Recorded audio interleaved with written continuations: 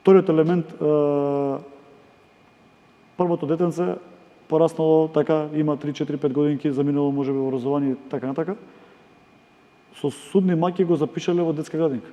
Колку е времето на чекање во Скопје, во Па центар? долго, мора да кажам долго. Ево го наследивме со во Скопје само повеќе од 2500 дечиња чекаат на листиве, нели се запишани и чекаат.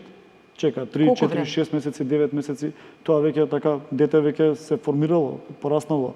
Веќе една година поминало така од неговиот животен век, што требало да биде во детска заштита, а не нели чуваме алтернативно, ќе кажам, кај баба, дедо, дека невладините истакнуваат дека еден од проблемите е токму и тој немањето доволно градинки, здравствениот систем исто, здравствената заштита. Во одредени општини немаше, сега еве се воспоставуваат конкретни мерки да нема педијатар, да нема деца кои да ги, нели, редовна контрола на месец, 2-3, си има динамика, нели, како треба тече.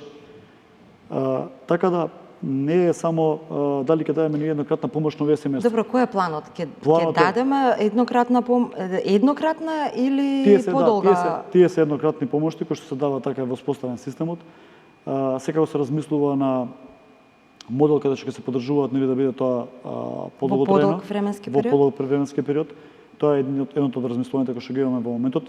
Второ, за Скопје конкретно 16 детски градинки ќе бидат на располагање на општините за година и половина од себе, бидејќи процес, нели, кој што е започнат, дел се градат веќе, дел се во тендерирање, дел се веќе се реконструират.